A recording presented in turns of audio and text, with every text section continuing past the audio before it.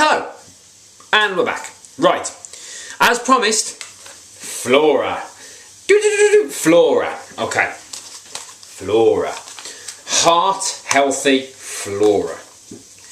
They're telling us it's heart healthy, so it must be.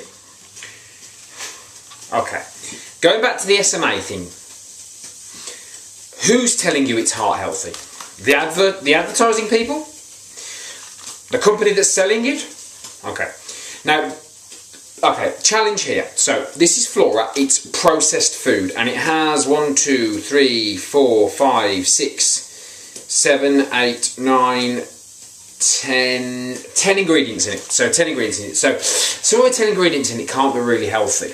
Now the funny thing with this, if you ask somebody, this is heart healthy, why? They probably couldn't tell you. The reason being is because when you look at a comparison to this in butter, right?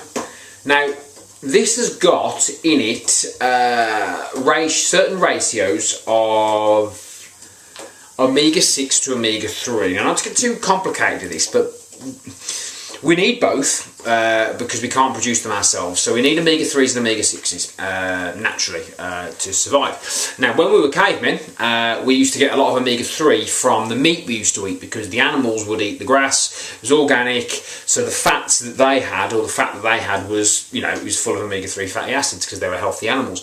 The problem nowadays is that they're fed on grains and stuff, so they've omega-6 heavy. Now, too much omega-6 or a high omega-6 ratio has been known to cause inflammatory diseases, autoimmune diseases and cancers when eaten excessively. So this has got a ratio of about 4 to 1 omega-6 fatty acids to omega-3. So that's not healthy. It's certainly not healthy for your heart. If something's causing inflaming the joints and things like that, how's that going to be healthy for your heart? Second point is most heart disease isn't caused by dietary fat, because dietary fat has zero impact on insulin, and insulin's really the culprit that causes a lot of problems in your body, and that's caused by sugar. So, whilst too much, butter, dairy, fatty foods aren't that bad for you, really it's the quality of the fat rather than the fat itself. So, the concept of fat makes you fat is completely false. It's not based on any scientific evidence at all. And this really isn't healthy. You're best off spending an extra 50p and having organic butter, which tastes better. If you need to have a spread, tastes better as well.